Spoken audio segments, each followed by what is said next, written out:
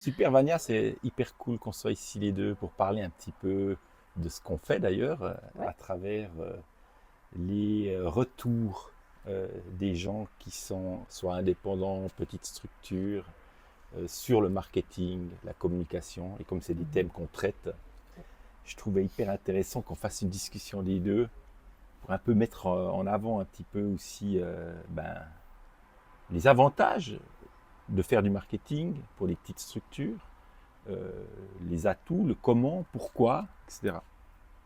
Donc merci. À toi, je suis Ouais. contente d'être là, de pouvoir échanger aussi avec quelqu'un qui connaît mon métier. On Uh-huh. peut toujours, je trouve qu'avec l'intelligence collective, on trouve beaucoup d'idées. C'est important de voilà, de pouvoir échanger avec des gens qui comprennent aussi les problématiques. Et puis, on trouve, il y a plein d'idées qui émergent quand on fait Absolument. ce genre d'échange. Je suis d'accord. Et Mhm. en plus, on a aussi un peu des spécificités, des spécialités dans notre domaine, même si on fait un peu la même chose. Mhm. D'ailleurs, c'est quoi, toi, vraiment ce que tu travailles le plus au niveau du marketing et de la com? Alors, Ce que tu offres comme service mhm. aussi. C'est vrai que le marketing, c'est super vaste. Les gens, quand je leur dis, oui, moi je suis spécialiste en marketing, ah, tu veux me faire un site et un logo? Ouais, bon, alors Mhm. ça, c'est plutôt les webmasters, les graphistes, même si Mhm. oui, je peux en faire, mais c'est pas Ouais. forcément le cœur du métier du marketing. Moi, je me suis spécialisée vraiment en marketing stratégique. Donc, je vais aider les indépendants à définir leur positionnement dans leur marché, à trouver leur public cible, ce qu'on appelle les personas dans notre Mhm. jargon, Mhm. à construire leurs offres, un écosystème d'offres. Et puis ensuite, on va partir dans le marketing digital. Donc, quels outils on va choisir, quels canaux. Ouais, parce que les Euh, canaux, c'est important. ouais, Ils ont tous un rôle et un public. Mhm. exactement. Et puis du coup, parfois, on part sur les chapeaux de roue, on fait une page Insta, on commence. Mhm. En fait, on n'a pas défini de positionnement, on ne s'adresse pas à la bonne personne Ouais, puis et c'est un flop. on n'a pas de Mhm. résultat. Ouais. Donc, Et on se moi, démoralise. bah, c'est ça. Ouais. Et du coup, on se sent perdu, on n'est pas là où on devrait être et Mhm. on dépense beaucoup d'énergie dans des choses qui parfois ne sont pas efficaces. Ouais, Voilà. absolument. Excellent. Bah, merci pour ce petit descriptif sur ce que tu aimes faire, où tu peux donner du soutien. Donc, bah, ici, tu vois, il y a plusieurs choses qui sont ressorties lors des soirées de Nous en Mouvement, avec les soirées des indépendants et des petites structures. Et je trouvais vraiment cool, justement, toi qui travailles avec ces structures-là, moi aussi un petit peu, d'en sortir quelques-unes. Je vais en sortir une Ouais.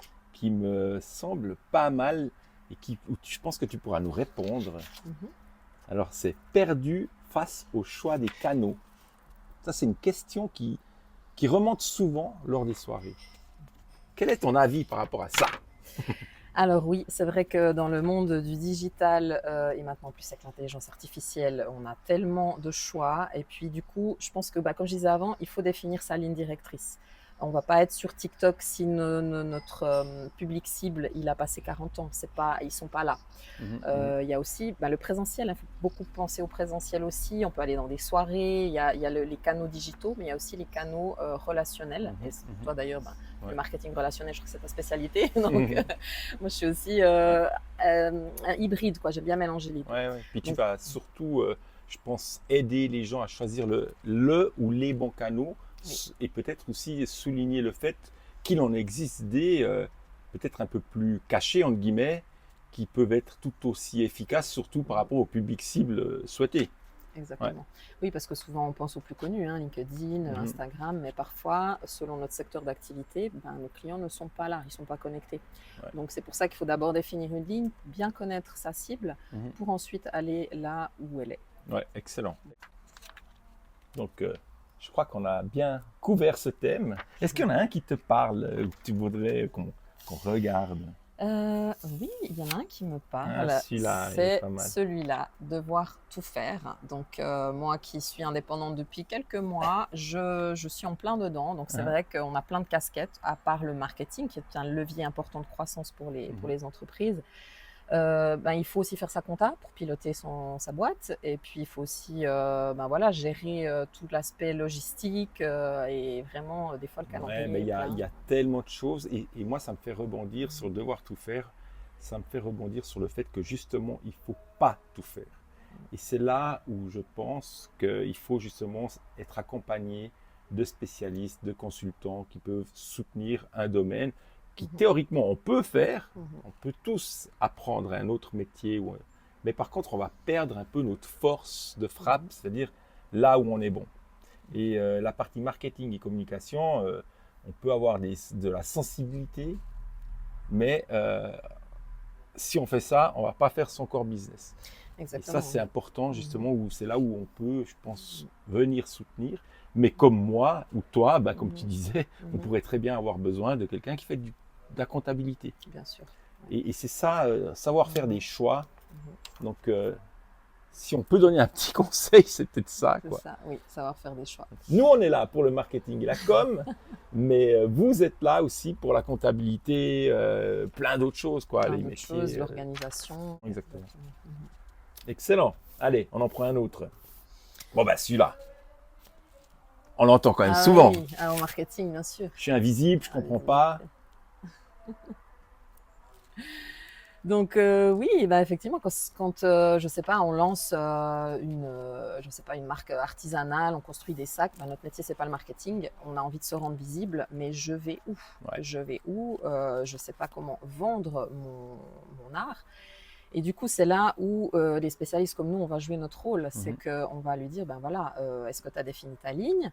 Donc maintenant, pour être visible, tu vas faire ci, ça. On va l'accompagner dans ses actions. Ouais. Et il y a aussi même, je trouve, un peu un soutien sur une étude de marché. Est-ce que tu es bien positionné au niveau du prix? Est-ce que tu veux le vendre à ces gens-là, mais ton prix n'est pas adapté, ou le contraire, etc. C'est aussi ce genre de positionnement où on peut soutenir. Et il y a aussi un peu une question d'état d'esprit, de mindset, parce que souvent, quand on a fait beaucoup de salariat, on n'a pas l'habitude de se montrer, parce qu'on porte la marque des autres. Ouais.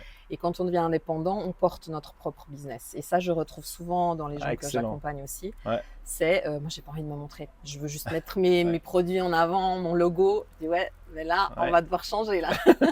Oui, c'est intéressant ce que tu dis. Et souvent, ça peut aussi apporter sur des mauvais choix, un stress, parce que comme on doit quand même vendre nos produits ou nos services, on tombe dans un stress et du coup, on ne réfléchit plus, on n'a plus de distance, on n'a plus de recul. Et c'est là où d'être accompagné, je pense que ça peut être pas mal.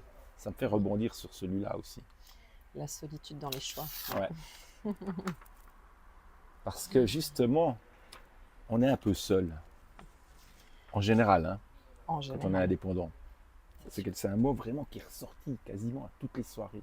Et c'est aussi pour ça que ces soirées sont vraiment hyper intéressantes, c'est qu'on met ensemble des gens qui vivent un petit peu les mêmes situations. Et du coup, on se comprend. On est là, ouais, toi aussi, tu as ce problème. Tiens.